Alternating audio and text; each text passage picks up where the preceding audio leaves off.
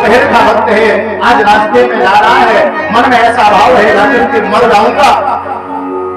दोपहर का वक्त है, जिस समय ये रामफल चला, चलते चलते आज मार्ग में प्यास लगाई, सामने एक सरोवर देखा, देख करके सरोवर को आज उसी में प्रवेश कर गया। पीत्वा जलम निष्णस्तम प्रजा दुखे न कर्षिता। जल पीकर के जैसे उत्तर हुआ, बाहर की ओर देखा, एक महात्मा का दर्शन किया, देख करके महात्मा को चरणों में प्रणाम किया। महात्मा ने कहा, प्रभु कहाँ जा रहे हो? चरणों को पकड़ लिया, पकड़ करके चल रहा कि रामफल रोने लगा, स्वामी जी। महात्मा ने कहा कि रो क्यों रहे हो, रोने का कारण क्या है? रामफल ने आवाज लगाई, प्रभु आप हमसे पूछ रहे हो? बोले हाँ, तुमसे ही पूछ रहा हूं। दिग्जीवितम प्रजाहीनम दिग्ग्राम च प्रजाम बिना। स्वामी जी, अगर मेरे रोने का कारण पूछ रहे हो तो एक बार ध्यान से सुनो। वो जीवन बेकार है जिस जीवन में कोई संग लेने वाला नहीं है, साथ देने वाला नहीं है। और प्रभु धिग्राम च प्रजाम बिना, वो घर बेकार है जिसमें बाल गोपाल नहीं है, प्रजा नहीं है, पत्नी नहीं है, वो घर बेकार है। और स्वामी जी, धिग्धनम चाल पत्यस्य धिग्कुलम संतति बिना। वो धन बेकार है जिस घर में कोई भोग करने वाला नहीं है, धन के द्वारा उपयोग करने वाला नहीं है। और बिहारी जी, वो संतति बेकार है, कुल बेकार है जिसमें कोई बालक नहीं है। ऐसा जीवन क्या जीवन है, ऐसा जीवन क्या जीवन है, जिसमें सुत ही पन लाओ। ऐसा जीवन क्या जीवन है, जिसमें सुत ही पन लाओ। ऐसा जीवन क्या जीवन है, जिसमें सुत ही पन लाओ। ऐसा जीवन क्या जीवन है, जिसमें सुख ही पन लाओ। ऐसा परवर क्या परवर है, जिसमें फल ही पन लाओ। ऐसा परवर क्या परवर है, जिसमें फल ही पन लाओ। ऐसा परवर क्या परवर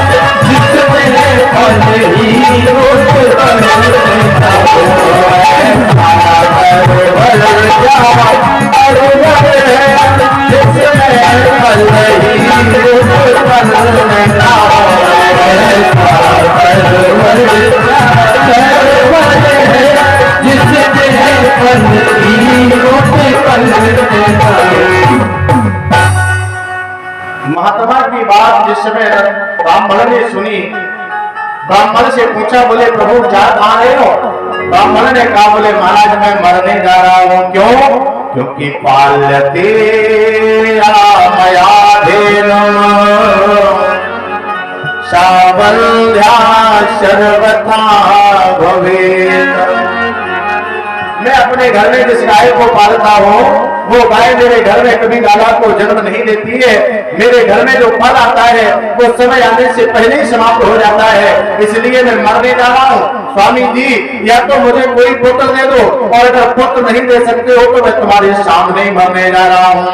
परीक्षित जी, आत्मदेव जी मरने जा रहे हैं।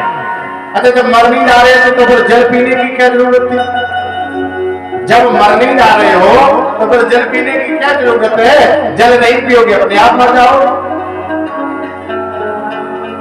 एक बार एक सज्जन घर में झगड़ा हो गया, और जिस समय झगड़ा हुआ तो मरने के लिए चल पड़े। बोले रेल की पटरी पे जाके लेट जाएंगे, रेल चल जाएगी, मर जाएंगे। रेल की पटरी पर पहुंच गया, पटरी पर लेट गया। अच्छा, सिराने एक लंच पैकेट रख लिया। लोगों ने पूछा, बोले भैया हाँ कहा करने जा रहे? बोले मरने जा रहे हैं। बोले जब मरने जा रहे तो लंच पैकेट लेकर के काहे मर रहे हो? मरने वाले ने कहा, बड़े बेवकूफ लग रहे हो। अरे मरने जा रहे हैं लेकिन भूखों मरने का प्लान नहीं है। मरने तो जा रहे हैं लेकिन भूखों नहीं मरेंगे। तो वही हाल आत्मदेव जी का है, मरने तो जा रहे हैं लेकिन जल पीने के लिए उतर गए। ब्राह्मण के मस्तिष्क को आज महात्मा ने देखा, देख करके आवाज लगाई, अरे ब्राह्मण तो इस जन्म में पुत्र के लिए जागल है, पुत्र के लिए रो रहा है। तेरे तो 7 जन्मों तक कोई पुत्र नहीं है। सर्व विक्रम मयाते अध प्रारब्धम तो विलोकितम। मैंने तेरा प्रारब्ध लिखा है, तू तेरा प्रारब्ध कह रहा है। सप्त जन्म अवधि तब पुत्रो नैव च नैव च। एक जन्म नहीं, 2 जन्म नहीं, तुम्हारे तो 7 जन्मों तक कोई पुत्र नहीं है। ब्राह्मण ने पांव पकड़ लिए, प्रभु अगर पुत्र नहीं मिलेगा तो तुम्हारे सामने सरोवर में डूब करके मर जाएंगे, तुम्हें ब्रह्महत्या लग जाएगी। महात्मा ने लिखा, ये जिद कर रहा है। एक झोली से फल निकाल करके आत्मदेव के हाथ में रख दिया। लो ये फल ले जाओ, ले जा करके ये फल अपनी पत्नी को खिला देना। ब्राह्मण ने वो फल ले लिया, लेकर के फल चलने लगा। जाकर के वो फल अपनी पत्नी के हाथ में रख दिया। पत्न्या पालम फलम दत्वा स्वयं याते सुपुत्रचितम। पत्नी के हाथ में फल रख दिया और स्वयं कहीं पर चला गया। पत्नी ने फल लिया, लेकर के फल वो तो रोने लगी। उसने मन में विचार किया, अगर मैंने ये फल खा लिया, फल खाने से गर्भ होगा, गर्भ होगा तो उदर बढ़ेगा और उदर बढ़ेगा तो भोजन कम होगा। जब भोजन कम होगा तो शरीर की शक्ति समाप्त हो जाएगी और उसी समय कहीं गांव में आग लगी, सारे लोग तो भाग जाएंगे, मैं मारी जाऊंगी। मान लो आग नहीं लगी, कोई बात नहीं, कहीं चोर लुटेरे आ गए तो सारे लोग भाग जाएंगे, मैं मारी जाऊंगी। लिया फल लेकर के जमीन में रख दिया। तरुणी कुटला तस्या। इसकी जो पत्नी है ना वो बड़ी कुटिल है, बात बात पर झगड़ा करने वाली है। फिर मन में भाव आया, अरे मेरा पति फल लाया है, हो ना हो फल खा लिया जाए। जैसी फल को उठाया तो मन में कुतर के कैंची चलने लगे। लालने पालने दुखमा प्रसूताया वर्तते। मैंने तो सुना है लाला को जन्म देने में मैया का ही दूसरा जन्म होता है। कभी कभी माँ मर जाती है लाला को जन्म देने में। मान लो मैंने लाला को जन्म दिया और लाला को जन्म देने में मैं ही मर गई तो ऐसे लाला का जन्म देने से कोई मतलब नहीं होगा। लिया फल जमीन में रख दिया। फिर मन में भाव आया, अरे ब्राह्मण इतने यत्न से फल लाया है, हो ना हो फल खा लिया जाए। मंदाया मई सर्वस्व ननानंदा संघरे तदा। फल को हाथ में ले लिया, लेकर के फल मन में भाव आया, मान लो मैंने फल खा लिया, फल खाने के बाद में प्रसव होगा, प्रसव होगा तो मैं प्रसूति का घर में होंगी और उस समय घर का काम करने के लिए हमारे पतिदेव अपनी बहन को बुलाएंगे और जो हमारी ननद है ना वो बड़ी होशियार है। मैं तो प्रसूति का घर में होंगी और ननद यहाँ का सारा माल अपने ससुराल में पहुंचा देगी। मैं मर जाऊंगी, बर्बाद हो जाऊंगी, मैं फल नहीं खाऊंगी। लिया फल लेकर के जमीन में रख दिया। बड़ी तेजी से रोने लगी। रोते समय इसकी बहन का आगमन हो गया। बहन ने पूछा, बाबरी काहे रो रही है? इसने कहा, बोली बहन कहा बताए, तुम्हारे जीजा जी एक फल लाए हैं, उन्होंने कहा है कि फल खाने से पुत्र होगा। अरे तो खा क्यों नहीं लेती है? अरे तू नहीं जानती है, फल खाऊंगी तो प्रसव होगा, प्रसव पीड़ा को सहन करना मेरे बस की बात नहीं है। मैं सुकुमारी हूँ, मैं पीड़ा को बर्दाश्त नहीं कर पाऊंगी। दुर्बला तेन दुखेन आनुजे निष्ठया प्रभम। बहन के तुरंत आवाज लगाई तो फल मत खा, एक काम करो, फल दरवाजे पर बंधी हुई गाय को खिला दो। परीक्षित जी, जब संतों का मिलन होता है तो फल कौन सा मिलता है? सत्संग का। संत जहां पर मिलते हैं वहां पर सत्संग का फल मिलता है, और सत्संग का फल जीवन में कभी दुर्गति नहीं खा सकती है, धुंधली नहीं खा सकती है। सत्संग का फल सदैव इंद्रियों को प्राप्त होता है, और गोमानी होती है इंद्रियां, इसलिए ये फल लिया गया, लेकर के दरवाजे पर बंधी हुई गाय को खिला दिया गया। अब तो समय बीता, कुछ समय के बाद धुंधली की बहन के घर में एक लाला हुआ। धुंधली ने लाला लिया और लेकर के अपने पास में रख लिया। महाराज को आवाज लगाई, प्रभु मैंने एक लाला को जन्म दिया है। जिस समय महात्मा ने सुना, सुनते ही महात्मा ने आवाज लगाई, अब तो मेरे भाग्यों का उदय हो गया है। अथ काले न सानारी प्रसूता बालकम तदा। 3 महीने के उपरांत दरवाजे पर बंधी हुई गाय ने एक लाला को जन्म दिया, और जिसने मेरे प्यारे लाला को जन्म दिया, सर्वांग शरीर मानव का है लेकिन कान गाय के लगे हुए हैं। लाला 5-5 वर्ष के हो गए। आज आत्मदेव ने विचार किया, क्यों ना इन लालाओं का नाम रख दिया जाए, नामकरण संस्कार कर दिया जाए। दोनों बालकों को बिठा लिया। जिस समय नाम रखने लगे तो धुंधली ने अपने लाला को पकड़ लिया, प्रभु ये मेरा लाला है, इसका नाम हम अपने हिसाब से रखेंगे। जिस लाला का जन्म गाय से रखा है, उस लाला का नाम आत्मदेव जी ने गोकर्ण रख दिया। गो मानी इंद्री, कर्ण मानी होता है सारथी, जो इंद्रियों का सारथी है वो है गोकर्ण। और जिस लाला का जन्म धुंधली की बहन ने किया है, उस लाला का नाम धुंधकारी रख दिया गया। अब तो मेरे प्यारे दोनों नगर में जाते हैं, लेकिन जहां पर गोकर्ण पहुंचता है लोग प्रसन्न हो जाते हैं, जहां पर धुंधकारी पहुंचता है लोग नाराज होकर के दरवाजा बंद कर लेते हैं। गोकर्ण जहां पर जाता है होती है जय जयकार, गोकर्ण जहां जाता है होती है जय जयकार, गोकर्ण जहां पर जाता है होती है जय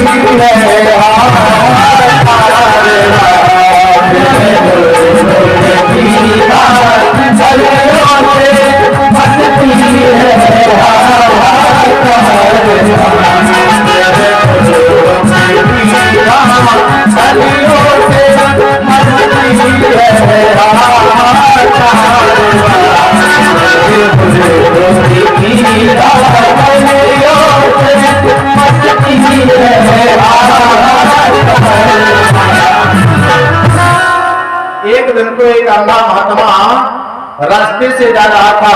जिस समय धुंधकारी ने देखा, पास में पहुंच गया, आवाज लगाई, न ज्ञातम ब्रह्म यद ब्रह्म यदि मार्गम प्रदर्शिता।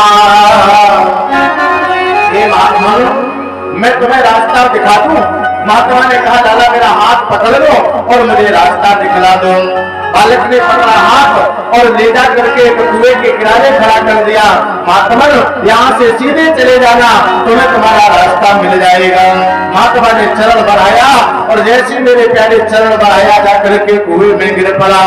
नगर के लोगों ने देखा, गांव में आकर के उदाहरणा दिया आत्मदेव जी को, महाराज तुम्हारा जो पुत्र है ये बड़ा पागल है। अरे आज तो इसने एक महात्मा का प्राणांत कर दिया। अब तो उलाने से आत्मदेव परेशान हो गए। आत्मदेव जी ने लिया डंडा, लेकर के पास में बैठ गया। अरे लाला, तो लोगों को इतना परेशान करता है। बालक ने आवाज लगाई, पिताजी ये डंडा नीचे रख दो। क्यों? तुम हमें मारने जा रहे हो? बोले हाँ। तू अत्याचार करता है, अधर्म करता है, लोग घर में उलाहना देते हैं, तुझे नहीं डांटेंगे तो किसे डांटेंगे? बालक ने कहा, पिताजी सुनो, हिंसका शस्त्रधारी दीना प्रपीड़का। अभी तक आपने हमें नहीं संभाल पाया है, लेकिन अब मेरा स्वभाव बदल गया है, मैं हिंसक बन गया हूँ। अगर तुम मुझे मारोगे तो मैं तुम्हें मारने में भी कसर नहीं छोड़ूंगा। अब आत्मदेव जी को लगा मुझसे बहुत बड़ा अपराध हुआ है। अरे ये मेरे घर का लाला, मेरे घर में जिसकी परवरिश हुई, ये इतना बिगड़ कैसे गया? परीक्षित जी, एक ही घर में धुंधकारी का जन्म हुआ, एक ही घर में धुंधकारी का और गोकर्ण का पालन पोषण हुआ, एक ही घर में बड़े हुए, लेकिन एक के स्वभाव में साधुता आ गई और एक के स्वभाव में दुष्टता आ गई। लोग कहते कि एक पिता के लाला है, एक जैसे होने चाहिए, एक जैसी परवरिश हुई, एक जैसा होना चाहिए। नहीं, ये संसार का नियम है। पुराने लोग कह देते थे, कहावत में बात है, पुत्र पिता के धर्मा। पुत्र पिता के फलस्वरूप संसार में अपनी प्रोग्रेस करता है। लेकिन मेरे प्यारे गोस्वामी बाबा ने बड़ा सुंदर दर्शन दिया है। निज कृत कर्म भोग फल भाता, पूर्णता सुख दुख करदाता। उपजहिए संग जग माही, जलज जोग जिव दुर्दिल गाही। तालाब से कमल का जन्म होता है और तालाब से जोंक का जन्म होता है। कमल देखने से रक्तचाप बढ़ता है और जोंक अगर शरीर में लग जाती है तो वो रक्त को खींच लेती है। अच्छा, जन्म तो दोनों का तालाब से हुआ। कमल देखने से रक्त बढ़ता है और जोंक रक्त को खींचती है। दोनों का स्वभाव एक होना चाहिए, लेकिन नहीं होता है। स्वभाव में अंतर आ गया। आज संध्या का वक्त है, गोकर्ण जी आज सामने दरवाजे पर बैठे हुए हैं। उसी समय आत्मदेव जी आ गए, पास में बैठ गए। लाला, क्या करूं, तुम्हारा जो भाई है ये बड़ा परेशान करता है। आज गोकर्ण जी ने पिताजी को बहुत सुंदर ज्ञान दिया। पिताजी, ये संसार है, असारा खलु संसारो दुख रूपी विमोहता। अरे पिताजी, ये संसार मोहित करने के लिए है, सम्मोहन में डालने वाला है। अगर संसार से प्रेम करोगे तो संसार में फंस जाओगे। पिता ने कहा, बोले गोकर्ण, अगर संसार से प्रेम ना करे तो जाए कहां? गोकर्ण जी ने कहा, पिताजी एक काम करो ना, भगवान से प्रेम करो। भगवान से प्रेम करोगे तो तुम्हारा उद्धार हो जाएगा। लेकिन लाला, यदि मैं घर छोड़ करके चला गया तो तेरी मैया का क्या होगा, तेरे भैया का क्या होगा? गोकर्ण जी ने कहा, पिताजी यहाँ कोई किसी का नहीं है। सुता कश्य धनम कश्य इसमें जलते निशम। अरे पिताजी, ना ये घर तुम्हारा है, ना परिवार तुम्हारा है, ना पत्नी तुम्हारी है, ना पुत्र तुम्हारा है। परीक्षित जी, कोई है यहाँ पर? अजब का ये संसार, यहाँ पर कोई किसी का सगा नहीं। अजब का ये संसार, यहाँ पर कोई किसी का सगा नहीं। फिर भी कोई साजिश का दिल दुनिया में लगा नहीं। अजब का ये संसार, यहाँ पर कोई किसी का सगा नहीं।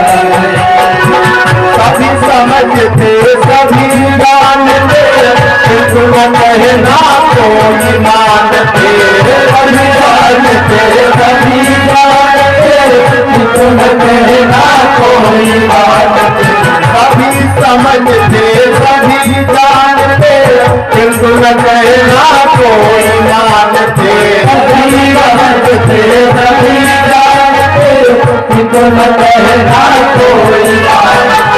अपना बना कर अपनों से, अपना बना कर अपनों से, किसने खाया लगा नहीं, फिर भी कौन ऐसा जिसका इस दुनिया में लगा, इस दुनिया में लगा नहीं, फिर भी कौन है ऐसा जिसका दिल दुनिया में लगा नहीं, फिर भी कौन है ऐसा जिसका दिल दुनिया में लगा नहीं। अरे पिताजी, ये संसार है, यहाँ पर तुम भले ही अपना किसी को बनाए रहो, लेकिन मेरे प्यारे जिसे तुम अपना बनाओगे वो तुम्हारा नहीं होगा। परीक्षित जी, एक सूत्र बता करके जा रहा हूं, आज नहीं जाऊंगा, 5 दिन बाद जाऊंगा। सूत्र नोट कर लेना। संसार के लोग हमें नहीं, हमसे चाहते हैं। संसार के लोग हमें नहीं, हमसे चाहते हैं, और मेरे राम जी हमसे नहीं, हमें चाहते हैं। बस यही प्यारे इंसान और भगवान में फर्क है। संसार के लोग अगर प्रेम करते हैं तो केवल धन के लिए प्रेम करते हैं। अच्छा, आपको लगता होगा कि बेटा बहुत चाहता है, लगता है कि नहीं लगता है? आपको लगता है कि नाती बहुत प्रेम करता है। कभी कभी तो ऐसा लगता है जब सुबह चारपाई छोड़ते हैं, चारपाई से जाग नहीं पाते और बहू चाय लेकर के आ जाती है, फिर तो यही लगता बोले बहू बहुत प्रेम करती है। एक बार हमारी कथा सिकोहा बात चल रही थी, तो एक सज्जन ने प्रश्न किया, हम ऐसी कथा में कह रहे थे परिवार के लोग तुम्हें नहीं चाहते हैं। तो उसने कहा बोले महाराज जी मेरी जो बहू है ना वो तो हमें बहुत चाहती है। तो हमने कहा सही बता रहे? बोले बिल्कुल सही बता रहा हूँ। तो हमने कहा करती क्या हो?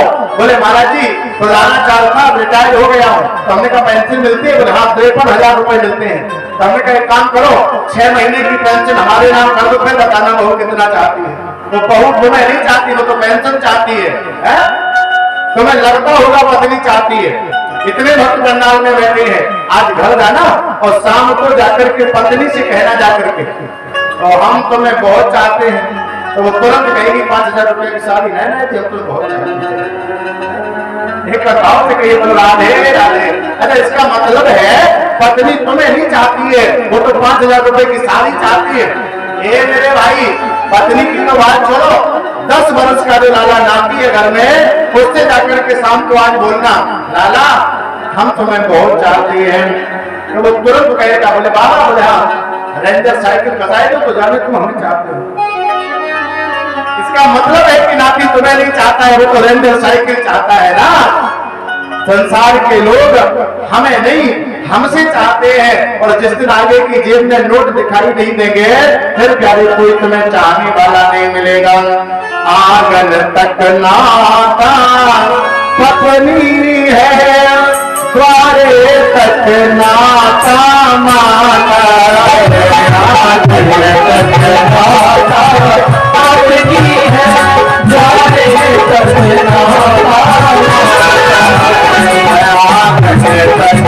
नाता पत्नी है, द्वारे तक नाता माता,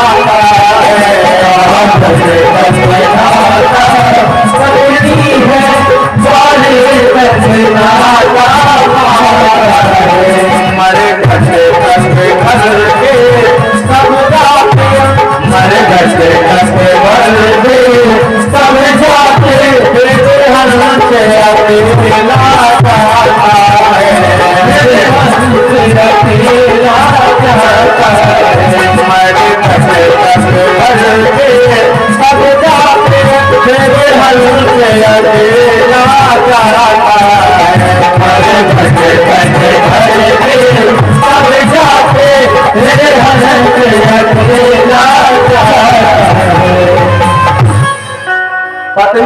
देती है तो आंगन तक, माँ साथ देती है तो दरवाजे तक, और बालक साथ देता है तो केवल शमशान भूमि तक। प्यारे, फिर तो मेरे कर्म ही मेरे साथ जाएंगे। सुता कश्य धनम कश्य स्नेहवान जलते समम। गोकर्ण जी ने कहा, पिताजी तुम पुत्र से प्रेम कर रहे हो, क्या ये पुत्र तुम्हारा है? तुम पत्नी से प्रेम कर रहे हो, क्या ये पत्नी तुम्हारी है? अरे पिताजी, पत्नी और पुत्र की तो बात छोड़ो, यहाँ तक कि ये शरीर भी तुम्हारा नहीं है।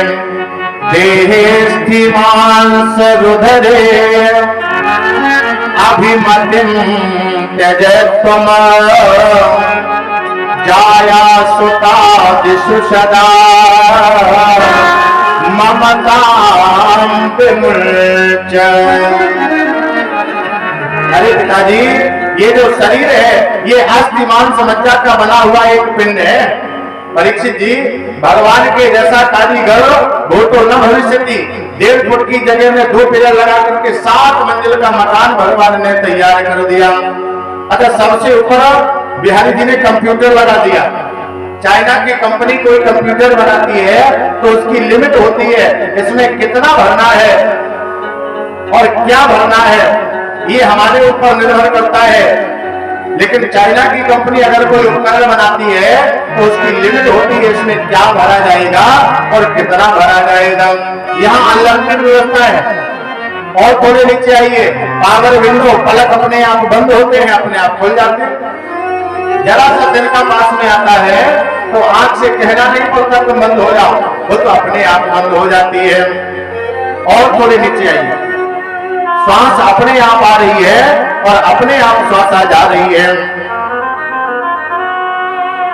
आदमी का जिस्म क्या है, जिस्म से है यहाँ एक मिट्टी की इमारत, एक मिट्टी का मकान। आदमी का जिस्म क्या है, जिस्म से है यहाँ एक मिट्टी की इमारत, एक मिट्टी का मकान। खून का गारा बनाया और ईद जिसमें हड्डियां, चंद श्वासों पर टिका है ये ख्याल आशिया। परीक्षित जी, एक दिन तो मैं विचार कर रहा था, कोई भी कंपनी क्यों ना हो 2-4 साल में कोई ना कोई लेटेस्ट मॉडल निकालती रहती है। लेकिन हमने एक दिन विचार किया, जब से भगवान ने सृष्टि बनाई है तब से लेकर आज तक भगवान ने कोई लेटेस्ट मॉडल नहीं निकाला। जो भगवान एक बार निकालना प्रारंभ कर दिए बस वही निकालते चले जा रहे हैं। लेकिन मेरे प्यारे, भगवान की कारीगरी इतनी सुंदर है, इतने सारे पुरुषों को बनाया, इतनी सारी सृष्टि को बनाया, लेकिन आज तक एक जैसा कोई दूसरा नहीं मिला। आदमी का जिस्म क्या है और जिस्म से है यहाँ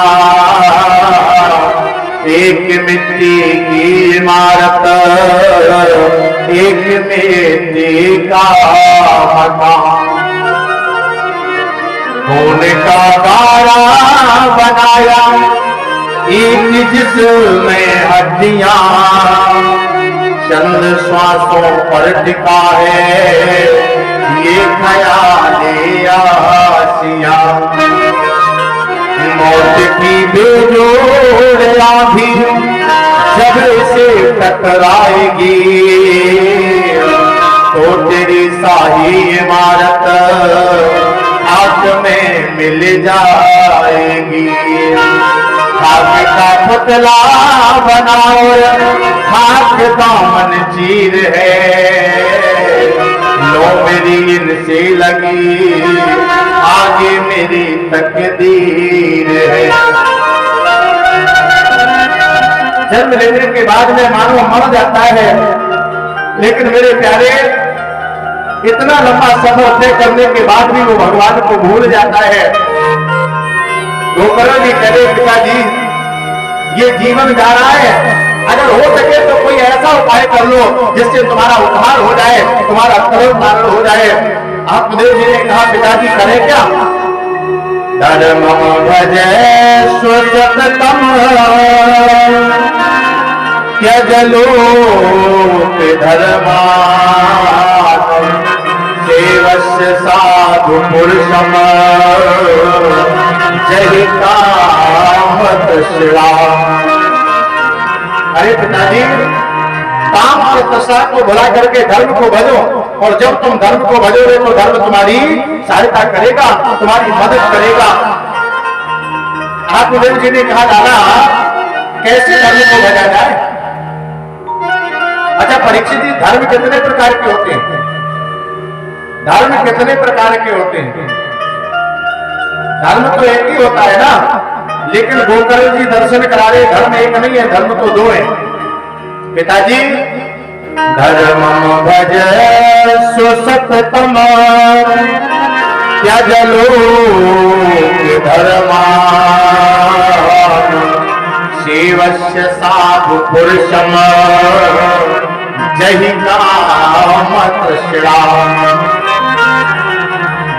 परीक्षित जी आपके घर में कोई मेहमान आया और जिस समय वो मेहमान दरवाजे पर चढ़ा, देखा कि दरवाजे पर आपके पिताजी बैठे हैं। उस मेहमान के रिश्तेदार ने आपसे पूछा महाराज ये दरवाजे पर कौन है? आपने कहा ये हमारे पिताजी हैं। कुछ देर बाद वो आंगन में पहुंच गया, देखा घर के आंगन में मां बैठी है। उसने फिर पूछा ये आंगन में कौन है? आपने कहा ये मेरी मां है। रिश्तेदार को आपने चाय नाश्ता करवाया, जलपान करवाया, रिश्तेदार को चला गया। कुछ क्षण के बाद आपने स्नान किया, एक लोटे में जल भरा, भर करके आप भोले बाबा के मंदिर में पहुंच गए और आपने आवाज लगाई त्वमेव माता च पिता त्वमेव त्वमेव बंधो च सखा त्वमेव। अभी अभी आपने मेहमान से कहा मेरे घर में दरवाजे पर पिता बैठा है, आंगन में मां बैठी है। जब आपने लोटे में जल भरा, भगवान भोले बाबा के मंदिर में पहुंच गए तो आपने आवाज लगाई तुम्हें माता चाहे पिता तुम्हें हो। अच्छा मंदिर में बैठा हुआ माता पिता सच है या घर में बैठा हुआ माता पिता सच है? घर में बैठा हुआ। अच्छा मंदिर में बैठा हुआ, दोनों सच है, दोनों सच है। घर में बैठा हुआ माँ और पिता ये लौकिक धर्म के अनुसार सच है, और मंदिर में बैठा हुआ भगवान ये सतत धर्म के अनुसार सच है। दोनों सच हैं, लेकिन हाँ अंतर कहाँ आ गया? एक ने जन्म दिया है तो वो लौकिक व्यवहार में ढल गया, एक ने संसार में भेजा है तो वो सतत धर्म में ढल गया। वही गोकर्ण जी दर्शन करा रहे, बोले पिताजी धर्मं भज सुसततम त्यजलोक धर्मा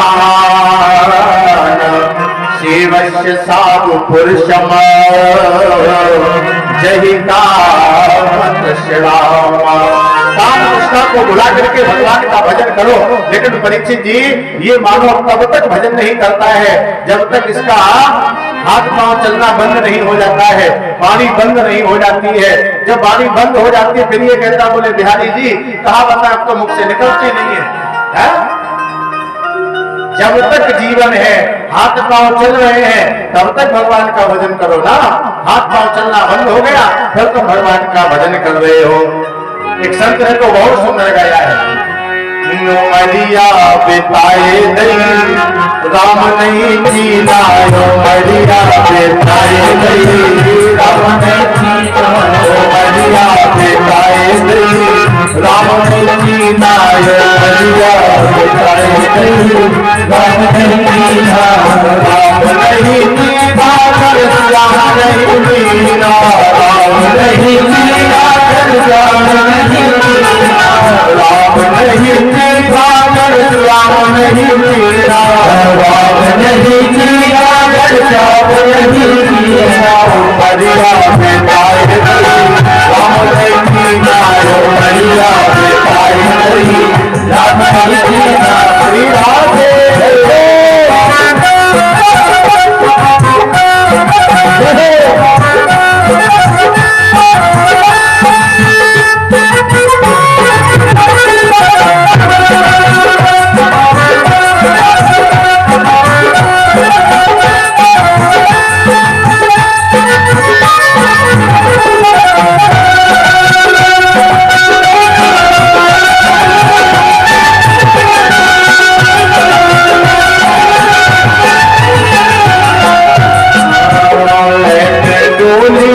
चली है बराती लेके डोली जब चली है बराती लेके डोली जब चली है बराती लेके डोली जब चली है बराती। भाई आप लोग घर से हाथ लाए हो कि नहीं लाए हो? कितने वक्त ऐसे जो हाथ लाए जरा उठाना करो हाथ। अरे लाए हो तो बजाओ ना, और जो लोग नहीं लाए वो घर से फोन करके मंगवा लो ना, दूर तो नहीं तो जरा तो पास में ही है। ओ मरिया बेताए गई मरिया बेताए गई राम नहीं कीता मरिया बेताए गई राम नहीं कीता मरिया बेताए गई राम नहीं कीता लेके डोली जब चली है बराती लेके डोली जब चली है बराती। आप लोग डोली जानते हो?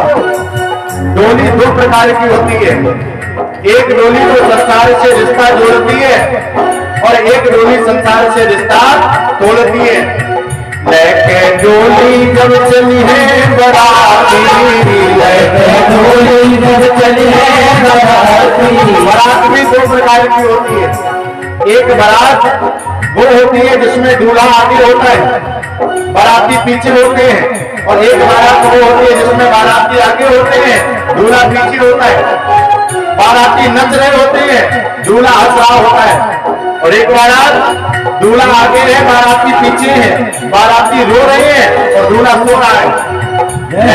डोली जब चली है बराती लेके डोली जब चली है बराती छूट जाए संगी और छूट जाए साथी छूट जाए संगी और छूट जाए साथी।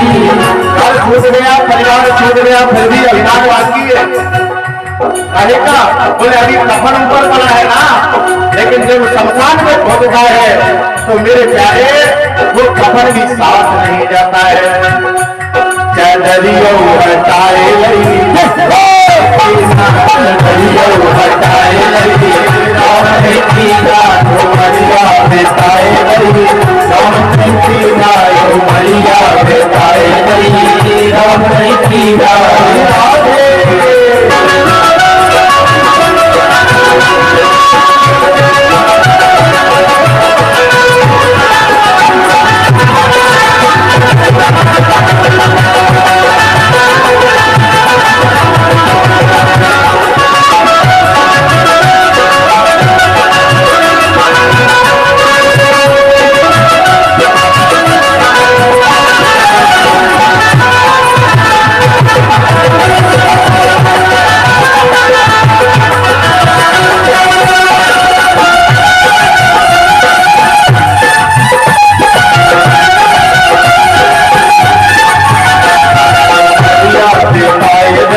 राम नहीं कीता मरिया बेताए लई राम नहीं कीता मरिया बेताए लई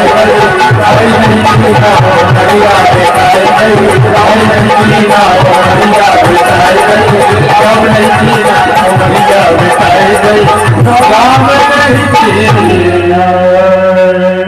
सारा जीवन चला गया लेकिन भगवान की ओर नहीं ताके। गोकर्ण जी ने कहा पिताजी युग तो हरे अनुदिन परिचर्यासो श्री कृष्ण महापनियतम तस्मै पाठातम। पिताजी घर छोड़ दो, घर छोड़ने के बाद में भगवान का भजन करो, भागवत जी के 10 स्कंद का पाठ करो, तुम्हारा उद्धार हो जाएगा। इतना कहकर के आत्मदेव जी ने घर छोड़ दिया। जब गोकर्ण जी ने देखा मेरा पिता चला गया, मेरी मानने वाला कोई है नहीं, तो आज गोकर्ण जी ने भी घर छोड़ दिया। धुंधकारी ने देखा शाम का वक्त है, पिता घर से चला गया, भैया घर से चला गया, अब कोई हमें डांटने वाला नहीं है। आज माँ के पास में पहुंच गया, आवाज लगाई, माँ ये बता मेरे पिता के द्वारा कमाया हुआ धन कहाँ है? क्वावित्तम तिष्ठतम ब्रूहि निश्चेलतया न चेतम। अगर तू धन नहीं बताएगी तो मैं अभी मार मार करके तुझे यहीं पर बिल्कुल समाप्त कर डालूंगा। माँ ने कहा, लाला अभी चले जाओ, सवेरा होते ही मैं बता दूंगी तेरे पिता के द्वारा कमाया हुआ धन कहाँ है। और जैसे ही महाराज सुना, मैया ने रात का वक्त है, आज नींद नहीं आई, क्योंकि माँ जानती है इसका जो बेटा है वो अधर्म करता है और अधर्म के कारण सारा का सारा धन बर्बाद कर डालेगा। मैया ने आज रात के समय ही घर छोड़ दिया। कोपे पातात्रतो रात्रो तेन सा निधनम गता। रात्रि का वक्त है, मां चली जा रही है और मेरे प्यारे अंधेरा होने के कारण मैया को दिखाई नहीं पड़ा। जाकर के एक कुएं में मां गिर गई और जैसी मां गिरी तो मैया का प्राणांत हो गया। सवेरा हुआ जिस समय धुंधकारी को पता चला मेरी मां मर गई है, धुंधकारी रोया नहीं, परम स्वतंत्र हो गया। आज घर में 5 वेश्याओं को लाया, लेकर के वेश्याओं को आज घर में रख दिया और मेरे प्यारे वेश्या भ्रमण करने लगा। एक दिन तो इसने वेश्याओं की पूर्ति करते करते एक राजा के राज में डाका डाला है। जिस समय राजा के राज्य में डाका डाला, वेश्याओं ने देखा धन तो बहुत है, लेकिन जिस समय राजा सुनेगा उस समय महाराज इसे पकड़ लिया जाएगा और राजा के साथ साथ में हमें भी जाना पड़ेगा, राजा की कार्यागार में मुझे भी रहना पड़ेगा। आज वेश्याओं ने मन में अपने भाव बनाया, हो ना हो धुंधकारी को ही समाप्त कर दिया जाए। संध्या का वक्त है, बारी मदरा का पालन करके जिसमें धुंधकारी घर में आया, 4 वेश्याओं ने आज चारपाई में जकड़ लिया। एक वेश्या जलते हुए अंगारे लेकर के आई, लेकर के अंगारे इसके मुख में डालने लगी। तपतांगार समूहा मुखे ही छिपा। जिस समय जलते हुए अंगारे उसके मुंह में पड़े, मोड़े में अंगारे पड़ते ही चिल्लाने लगा, कोई है हमें बचा ले, कोई है हमें बचा ले। आज अंगारों के पड़ते ही प्राणांत हो गया। वेश्याओं ने लिया धन, लेकर के धन वेश्याएं चली गई। राजा परीक्षित ने सुखदेव भगवान से प्रश्न कर दिया, भगवान आखिर धुंधकारी की ये दशा क्यों हो गई? सुखदेव भगवान दर्शन करा रहे हैं। उनकी ऐसी दुर्गति होगी जिनको प्यारी बेटा होगी। ऐसी दुर्गति होगी जिनको प्यारी बेटा होगी। ऐसी दुर्गति होगी जिनको प्यारी बेटा होगी।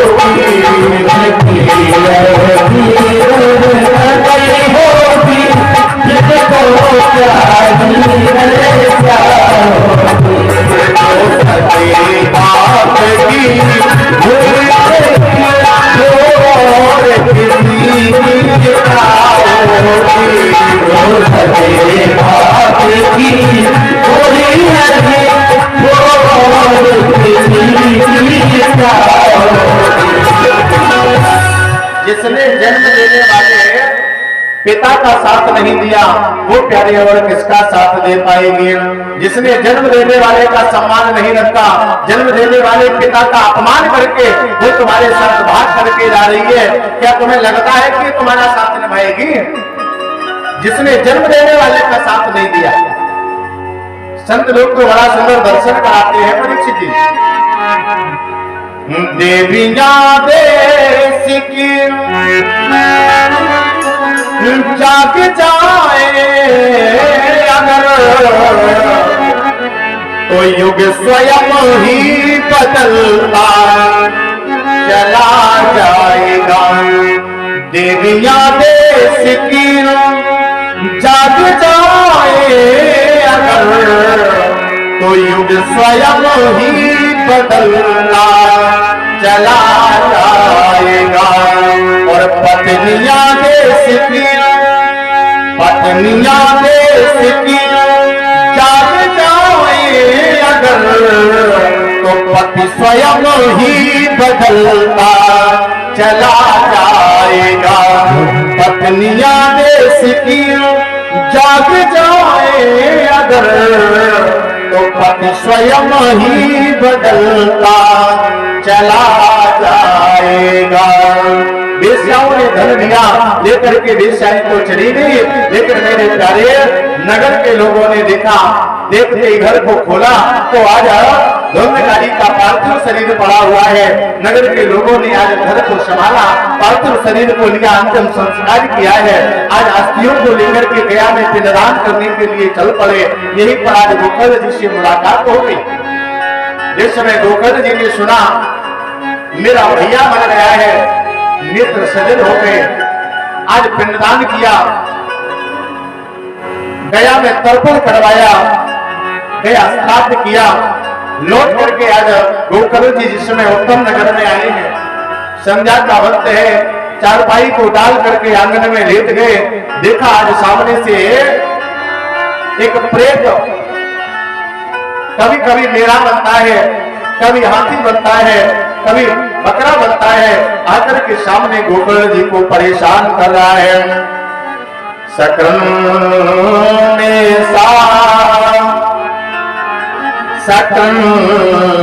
हस्ते सक्रच्चा महिषो भवतम। कभी इंद्र बनता है, कभी अग्नि बनता है, कहीं मानव बनकर के बड़ी तेजी से रोने लगता है। आज गोकर्ण जी ने लिया अंजलि में जल अभिमंत्रित करके छोड़ दिया, आवाज लगाई, भैया कौन हो तुम? किम्बा प्रेता पिशाचो वा राक्षसो चेत संशना। प्रेत हो, पिशाच हो, राक्षस हो, गंधर्व हो, कौन हो तुम? जिसने जल छोड़ा, आज ये मानव की आवाज में बड़ी तेजी से रोने लगा और रोते रोते मुख से आवाज निकालने लगा। अहं भ्राता त्वदीयोऽस्मि धुंधकारी यज्ञनामता। अरे भैया, मैं तुम्हारा भैया हूँ, मेरा नाम धुंधकारी है। गोकर्ण ने जैसे ही सुना, सुनते ही आवाज लगाई, भैया ये स्वरूप तेरा किसने बना दिया है? मैंने तो गया में पिंडदान किया, तर्पण करवाया, तेरे लिए श्राद्ध किया, फिर भी तेरा उद्धार नहीं हुआ। परीक्षित जी, क्या गया में पिंडदान करने से जीवात्मा का उद्धार नहीं होता है? गया जी में पिंडदान करने से क्या जीवात्मा का उद्धार नहीं होता है? हो जाता है। श्राद्ध करने से क्या उद्धार नहीं होता है? हो जाता है। फिर आखिर धुंधकारी का क्यों नहीं हुआ? क्योंकि जिस समय वहां आचार्यों ने पिंडदान करवाया, गया श्राद्ध करवाया, गोकर्ण जी से पूछा तुम्हारा गोत्र क्या है, तो गोकर्ण जी ने अपना गोत्र बता दिया, जबकि ये धुंधकारी मौसी का लाला था, इसका गोत्र नहीं मिला। और जब गोत्र नहीं मिला तो इसे पूजा का फल नहीं मिला। आपके घर में कभी भी कोई पूजा हो, चाहे वो सत्यनारायण की कथा क्यों ना हो, चाहे वो घर में होने वाला हवन क्यों ना हो, लेकिन मेरे प्यारे, जिस समय आचार्य जी संकल्प पढ़े, संकल्प पढ़ते समय आपको ध्यान देना है, पंडित जी क्या गोत्र बोल रहे हैं, क्या नाम बोल रहे हैं, जो बोला जा रहा है वो मेरा गोत्र है या नहीं है, मेरा नाम है या नहीं है। पूजा चाहे जैसी हो, इससे कोई मतलब नहीं है, लेकिन अगर गोत्र मेरा होगा, नाम मेरा होगा, तो उस पूजा का फल हमें जरूर मिलेगा। धुंधकारी के जीवन में उस पूजा का फल नहीं मिला क्योंकि इसका गोत्र नहीं मिल पाया। कर्मणो नास्ति संस्था में महाज्ञाने विवर्तिना लोका नाम हिंसकासु हम स्त्री दुखेन मारिता। आज धुंधकारी ने सारा हाल सुना दिया और जिसने मेरे प्यारे हाल सुना, सुनकर के हाल गोकर्ण जी रोने लगे, बोले भैया अभी तुम चले जाओ, सवेरा होते ही मैं तुम्हारी मुक्ति का कोई साधन ढूंढ लूंगा। सवेरा हुआ, आज हर नित्य क्रिया से निवृत्त होकर के एक लोटे में जल भर लिया, भर करके जल आज हर सूर्य भगवान को अर्पण किया है। सूर्य भगवान के वेग को रोक लिया, रोकते ही वेग सूर्य भगवान ने आवाज लगाई, अरे गोकर्ण क्या चाहते हो? गोकर्ण ने कहा, बोले महाराज मेरे भैया का अवतार होना है और हमें कुछ नहीं चाहिए।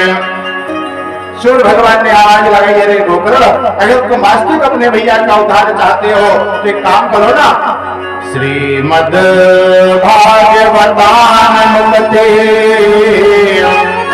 सप्ताह वाचनम कुरु। अपने भैया को श्रीमद् भागवत की कथा सुना दो और उस कथा से तेरे भैया का उद्धार हो जाएगा। सूर्य भगवान को चल पड़े। आज गोकर्ण जी ने उत्तम नगर में भैया का उद्धार करने के लिए भागवत का आयोजन करना प्रारंभ कर दिया। दिनांते रक्षिता तथा चित्तम बभूवा। सुबह का वक्त है, गोकर्ण जी ने कथा को प्रारंभ किया। जिसमें कथा प्रारंभ हुई, सारे भक्त सारे श्रोता कथा पांडाल में बैठ गए। जिस समय ये धुंधकारी कथा पांडाल में आया, बैठने के लिए कोई स्थान नहीं मिला। एक 7 गांठ का बांस खड़ा हुआ है सूखा पास में, इसी बांस पर आकर के बैठ गया। और मेरे प्यारे, जिस समय बांस पर बैठा, कथा का अंत हुआ, संध्या का वक्त आया, धूनी बेला थी, कथा की आरती होने लगी। उसी समय इस बांस की एक गाज टूट गई। द्वितीय अन्न कथा सायम द्वितीय ग्रंथि विभेदनम।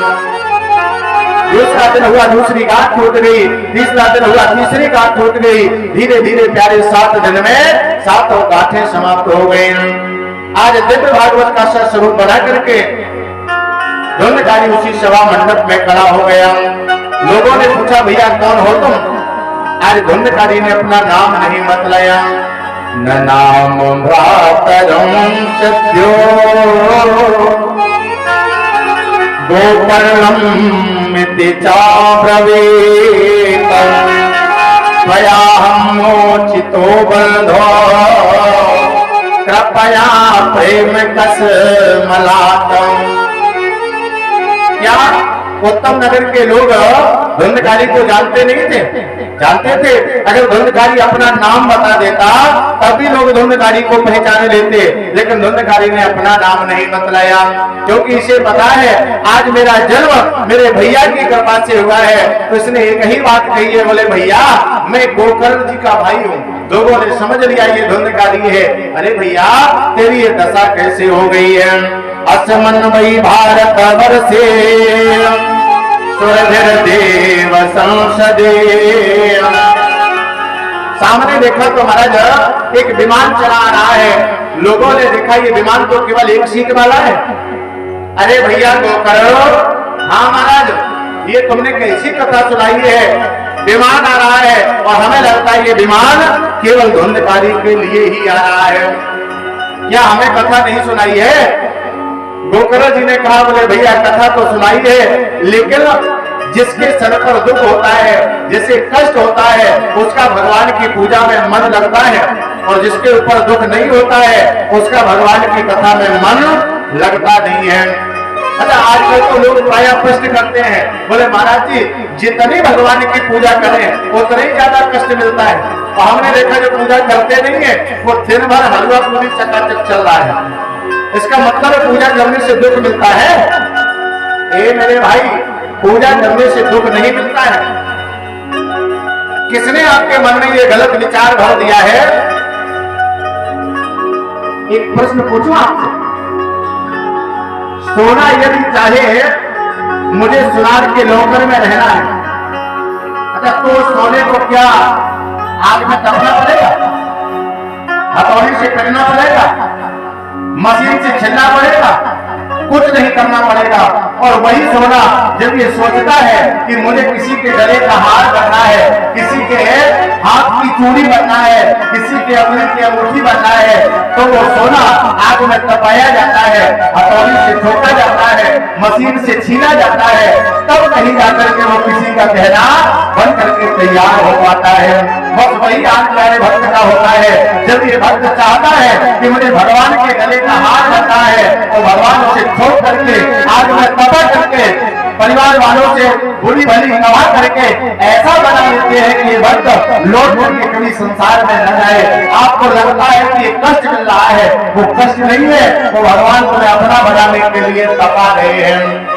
और जिस समय भगवान तपा लेता है उस समय भगवान इस जीव पर कृपा कर ही देता है। आज विमान पर धूमधारी बैठ गया, लोगों के कहने पर गोकर्ण जी ने दोबारा से भागवत कथा का आयोजन किया।